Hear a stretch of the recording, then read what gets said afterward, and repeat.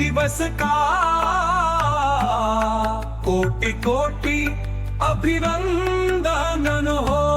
और यहाँ उपस्थित सभी माननीय वरिष्ठ गणों को मेरा हरिओम।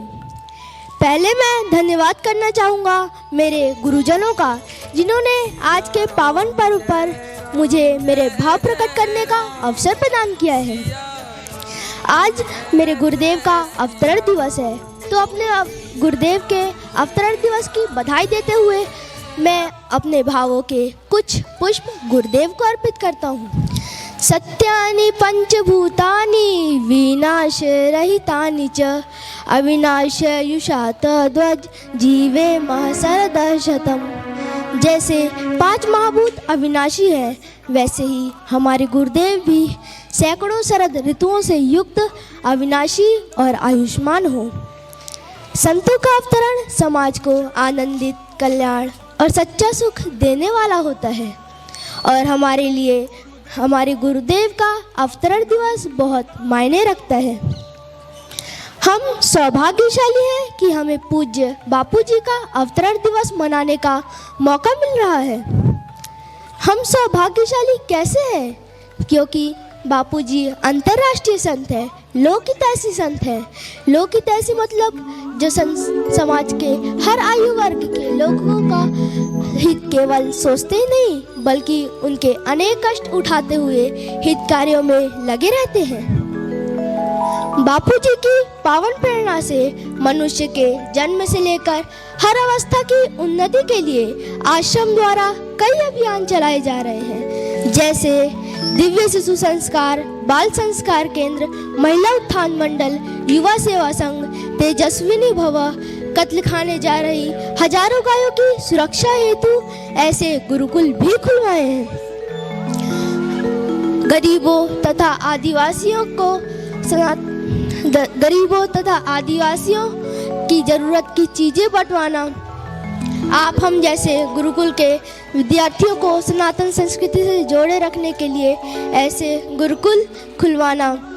मेरे पास शब्दों की कमी हो जाएगी, पर बापूजी के द्वारा किए गए समाज कार्यों की गिनती नहीं की जा सकती। लेकिन उस विश्वव्यापी शंखनाद को मैं कैसे भूल सकता हूँ, जो 14 फरवरी को मनाया जाने वाला मातृ पितृ पूजन दिवस है। बापूजी के हो रहे उपकारों का वर्णन करने में मैं समर्थ नहीं, इसीलिए तो कहते हैं धरती सब कागज हो जाए, लेखनी सब वनराय है, 7 समुंदर स्याही हो पर गुरुगुण लिखा ना जाए। हाँ, एक विशेष बात जो हम सभी गुरुकुल के विद्यार्थियों को पता होना ही चाहिए, और उस बात का गर्व भी अवश्य होना चाहिए कि वर्ल्ड रिलीजियस पार्लियामेंट शिकागो में 1893 में स्वामी विवेकानंद जी ने भारत का नेतृत्व किया था। उसी के 100 साल बाद 1993 में उसी धर्म सभा में संत श्री आशाराम जी बापूजी ने भारत का नेतृत्व किया था। जहां सभी को 10 मिनट का समय दिया गया, वहीं बापूजी की ओजस्वी वाणी और आवाज से प्रभावित होकर 1 घंटा 15 मिनट बोलने का आग्रह किया गया। यहाँ तक कि कुछ धर्म गुरुओं ने तो उनसे दीक्षा लेने की भी इच्छा व्यक्त की थी। हमें इसलिए भी अपने आप को सौभाग्यशाली मानना चाहिए, क्योंकि हम ऐसे सच्चे संत का अवतरण दिवस मना रहे हैं, जिनकी महिमा इतनी विशाल है कि शब्दों में वर्णन कर पाना असंभव है। इतनी महान विभूति होने के बावजूद भी बापूजी की दयालुता यह है कि उन्होंने अपना अवतरण दिवस विश्व सेवा सत्संग दिवस के रूप में मनाने का संदेश दिया है। बापूजी कहते हैं कि उनके साधकों तक यह संदेश जाना चाहिए कि जो मनुष्य इस धरा पर आया है, उसके 2 उद्देश्य होने चाहिए, सेवा और सत्संग। वैसे तो बापूजी की संस्थाओं द्वारा कई सेवा कार्य होते ही रहते हैं, परंतु अवतरण दिवस के दिन कई सारे सेवा कार्य किए जाते हैं, जैसे नोटबुक वितरण, टोपी वितरण, भंडारे, संकीर्तन यात्राएं आदि।